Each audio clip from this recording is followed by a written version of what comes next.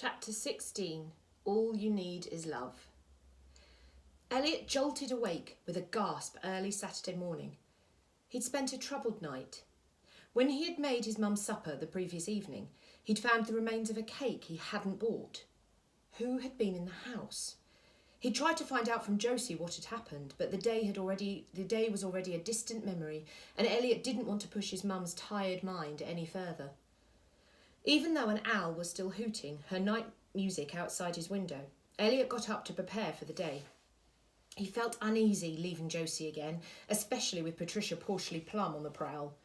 But he needed to find that earthstone to save their home. It was for the best in the long term. Once he'd saved Home Farm, he could get back to taking care of Mum.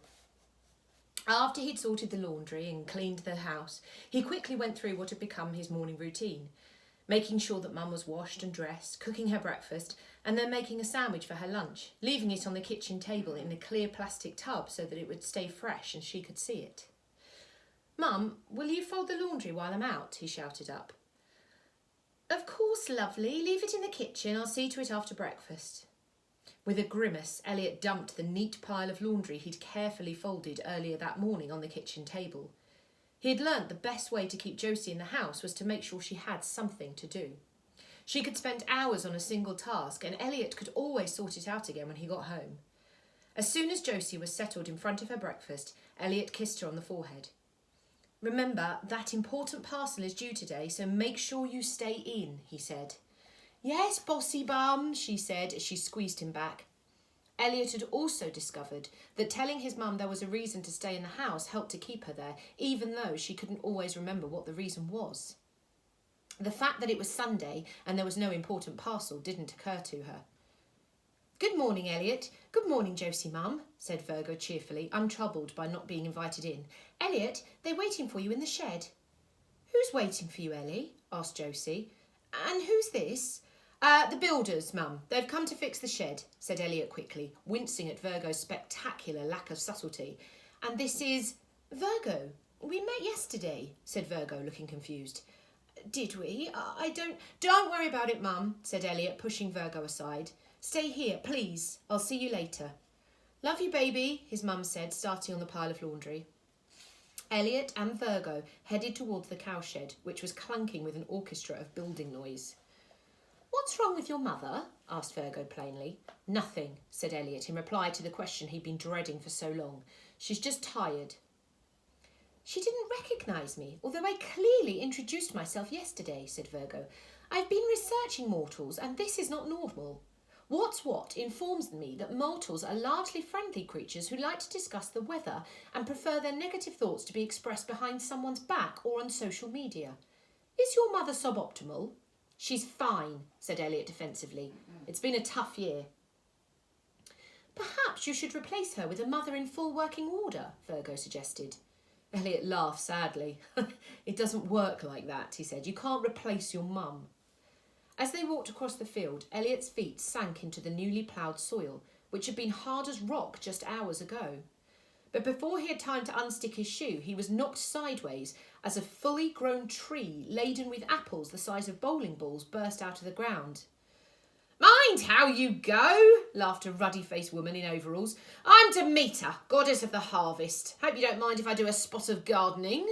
She continued to scatter seeds, which immediately sprang up into mouth-watering oversized fruit and vegetable plants. No, thanks." Elliot smiled back as he waded through the field, wondering how he was going to explain giant banana trees in the middle of a damp Wiltshire farm to anyone who came looking.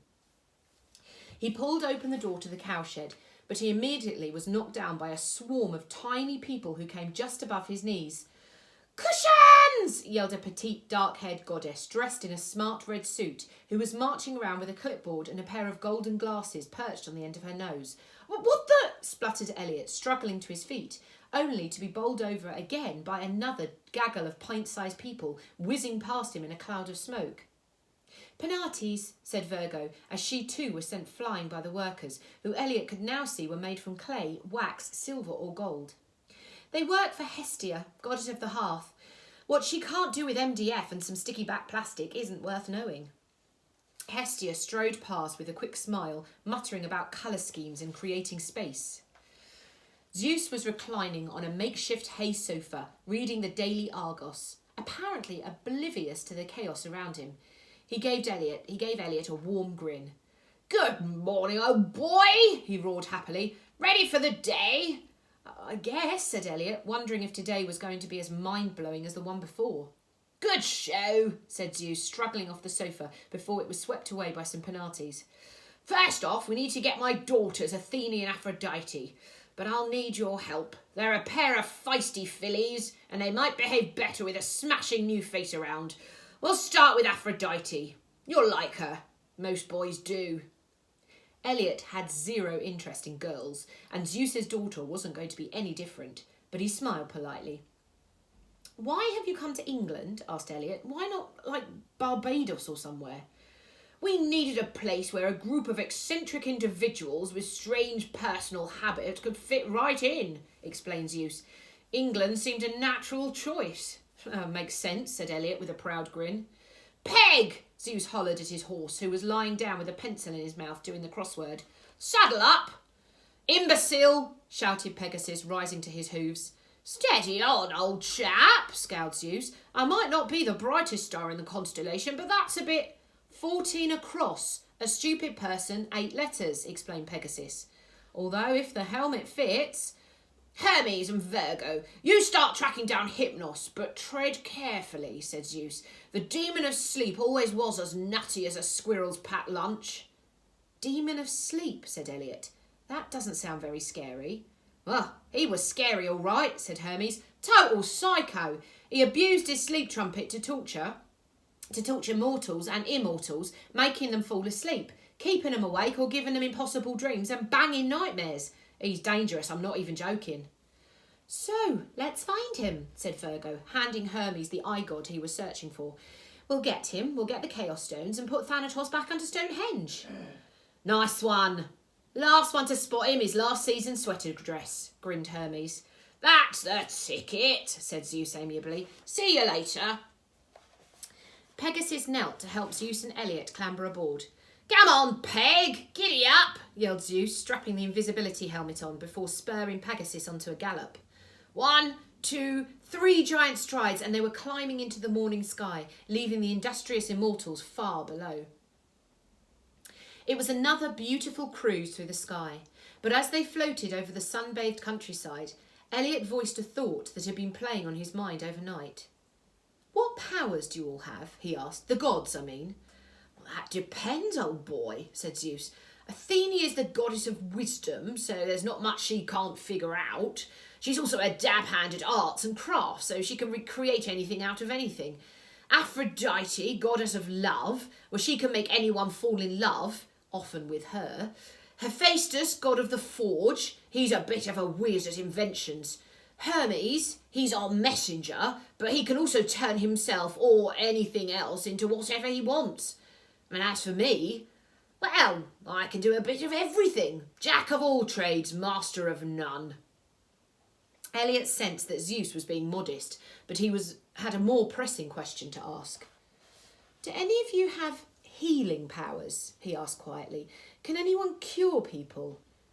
"I'm afraid not," said Zeus gently, making Elliot wonder again if he could read his mind. "I'm afraid we're often better at creating problems for mortals rather than solving them." Elliot's mind flashed back to Stonehenge. "I can do what the gods cannot," Thanatos had said. Was that a lie? "Thank heavens Virgo got you out of there yesterday," said Zeus, interrupting Elliot's thoughts. "Yeah," he groaned. "She mentioned it once or twice." "She's quite something," laughed Zeus. "I know legendary heroes who wouldn't have had half her courage.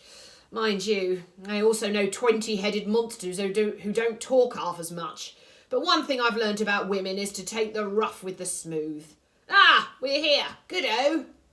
Elliot clung to Pegasus as the horse gracefully landed on a quiet patch of sand behind some beach huts. "Brighton," said Zeus, huffing and puffing off the horse. "How I do like to be beside the seaside.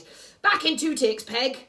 "Diet," said Pegasus. "Beg pardon," said Zeus. "6 down. A healthy eating regime. 4 letters," said Pegasus, pulling the crossword out of his saddlebag with his teeth. "See you later," said Zeus, taking off his invisibility helmet and wiggling his Hawaiian shirt over his belly as he ushered Elliot across the beach. They walked up to the promenade and crossed into the winding streets of the town. It had been over 3 years since Elliot's last trip to the seaside. He and Mum used to camp on the Jurassic coast, spending every sunny moment on the fossil-filled beaches and every rainy one playing cards as the water hammered down on their cosy tent. The smell of the salty air, mingled with salty chips, transported Elliot back into some of his happiest memories. "Now, Elliot, here's the thing about my girls," Zeus began as they reached a bright pink door emblazoned with Eros in lipstick red letters. "They are both beautiful, powerful, intelligent women who are a credit to their old dad. But, I can't lie, put them together and they're like two harpies fighting over a half-price handbag. Need to handle this one with kid gloves if you catch my drift." "Sure," said Elliot, with precisely no idea what Zeus was talking about. Good lad, muttered Zeus as he pressed the bright pink buzzer. Zeus and Elliot entered the reception area, which looked as though someone had lost a fight with a pink paint pot. Everything was pink, from the walls to the ceiling, to the lip-shaped chairs dotted around the room. "Welcome to Eros, where love don't cost a thing. Terms and conditions apply," said the receptionist. "I'm Sally." "Well, aren't you just a pretty little thing?" drawled Zeus. "Can you tell Miss Venus that her old dad's here, and that I'd like to take her receptionist out for dinner?" Sally turned a shade of pink that perfectly matched her suit. "I'll give her a ring," she giggled, picking up the top lip of the pink mouthphone. "Keep being so beautiful and I'll be giving you the ring, Sarah," said Zeus. "It's Sally," Sally giggled. "It's irrelevant." Zeus grinned, picking up her hand and kissing it. Elliot gazed around the waiting room, which was filled with people who looked single. Photographs of Eros success stories lined their walls, hundreds of married couples grinning at the hopefuls from every surface. "Daddy!" chimed the most beautiful voice Elliot had ever heard. "Hello, my little pearl," said Zeus, taking his daughter into a giant hug. "Come over and meet my good friend Elliot." "Hi there, Elliot," said Aphrodite, shimmering towards the boy glued to the floor. Elliot tried to speak, but all the words evaporated inside his mouth. It was hard to say exactly what made the goddess of love the most beautiful woman Elliot had ever seen, but as he gawped at her long golden hair, her twinkling blue eyes, her full rosy lips, and the snug jeans and t-shirt she was dressed in, he didn't honestly care. Zeus nudged Elliot in the ribs. "Your mouth called, old boy," he whispered. "It wants its tongue back." But Elliot was deaf to anything but the angel's song in his head as Aphrodite glided nearer. "So, you're our little mortal," sang Aphrodite, or so it seemed to Elliot as he drowned in her boundless blue eyes. "Hermes called me last night and told me all about you. Lovely to meet you." Garbled Elliot dreamily as he reached for her outstretched hand. With a twinkle in her eyes, Aphrodite pulled Elliot towards her and planted a big kiss on his cheek. At the touch of her lips, Elliot felt a blush begin 20 metres below the earth, surging through the ground before it burst into his shoes and erupted all over his face, making him resemble a thoroughly happy tomato. "Affy, could we have a word, please? Bit of business to discuss," said Zeus with a wink. "Yes, of course. I'm just with a client," she whispered, gesturing to the gentleman in the knitted pullover in her office. "With you in a mo, Colin?" Righto, okay then," replied Colin, as he tried to remove his anorak, banged his knee on the desk and tripped over the chair, sending his thick black glasses flying. Aphrodite looked lovely at him. "Bless, such a catch," she whispered. "Aphrodite Venus," a voice boomed across the reception. It belonged to quite the tallest and broadest woman Elliot had seen without a shot put, a giantess in a grey suit, brandishing a briefcase. "That's me," said Aphrodite sweetly. "Millicent Trogglebomb," declared the woman, flashing her ID badge. "Health and Safety Officer. I'm here to inspect your toilets." "Madam," Zeus boomed admiringly, much to Sally's annoyance. "You can inspect my toilets any time. You're my kind of gal. Someone you can cuddle all week and still have enough for sandwiches on Saturday. Millicent gave Zeus a look that could brew a verruca. He shirked against the wall, burbling incoherently. Your annual hygiene inspection is overdue, she barked, turning her attention back to Aphrodite. Oh, whoopsie, said Aphrodite mischievously. Whoopsie indeed, Miss Venus, roared Millicent, pulling herself up even taller. It seems you've never been granted licence BS 666 operating toilets where people might need one. And if you can't come up with a reasonable explanation, you can expect a substantial fine. I see, said Aphrodite, looking back at Colin, who was now staggering blindly around the office. Won't you come through? I'm sure we can sort something out. With a wicked smile, Aphrodite ushered Millicent into her office, gesturing to Zeus and Elliot to follow. She took a seat at her heart-shaped desk, Colin crawling around on the floor in search of his lost specs. Now, how can I help you? Aphrodite asked Millicent sweetly, opening a small drawer and removing a pink leather box. According to our records, you haven't applied for a toilet licence since forever, said Millicent. Yeah, that sounds about right, Aphrodite trilled, opening the box. You don't deny it, said the incredulous Millicent. I have nothing to hide, said Aphrodite. Paperwork is boring. I don't do boring. Besides, I can't pay your fine. My services are free. Money is such silly stuff. Elliot wanted to argue that it was easy to think that way about money when you didn't need it, but everything Aphrodite did was amazing and beautiful and wonderful. Don't you have a secretary? Asked Millicent. Someone to handle vital matters such as toilet licences? Nope, said Aphrodite, absent-mindedly fiddling with whatever was inside the box. This is a very serious offence, Miss Venus, Millicent roared. You could be facing... Have you met Colin? Said Aphrodite, gesturing to the helpless soul floundering on the floor. No, sneered Millicent, peering down at Colin as if there were a pile of slug sick at her feet. You two should get to know each other, said Aphrodite, suddenly standing up and yanking a pink taser gun out of the box. I think you'll get along. What the... gasped Millicent, but it was too late. Aphrodite fired the gun and the two wires tipped with pink hearts sliced through the air towards their targets, one attaching to Millicent's magnificent bosom, the other to Colin's scrawny bottom. For a moment, both parties tried to overcome the shock of having a taser fired at them in broad daylight. Elliot noticed that Colin's glasses were lying at his feet, so he handed them to the stunned man who was plucking the heart from his backside. Colin rose slowly from the floor, adjusting his glasses to fix his gaze on the dumbstruck Millicent. Millicent Trogglebomb, he said softly, extending a hand towards a slack-jawed Colin. Colin Limpwad, he replied, taking her hand as if it were a holy relic. You have the most beautiful name I've ever heard, Millicent Trogglebomb. It's like a choir of heavenly hamsters singing your beauty. Why, thank you, Colin, giggled Millicent coyly. I hope you'll not think me forward, but that's a lovely pullover. Sweet Miss Trogglebomb, my mother knitted it for my 43rd birthday. We lived together. Oh, Colin, how I've longed to find a man who lives with his mother. Sweet Millie, may I call you Millie? Asked Colin. Only if I can call you Schnookykins, Millicent blushed. You can call me anything you want, roared Colin, gathering the ample Millicent into his skinny arms. I've yearned for a woman like you, a woman with grace, a woman with substance, a woman with a bosom I could spot my trains from. Marry me, Millie! Yes, 1,000 times yes, screamed Millicent, tearing Aphrodite's file in half. Let us go to Gretna Green this very afternoon. If we hurry, we'll catch the 10:14, cried Colin, picking up his thermos flask and the cheese sandwich his mum had packed. It's a class 390 Pendolino.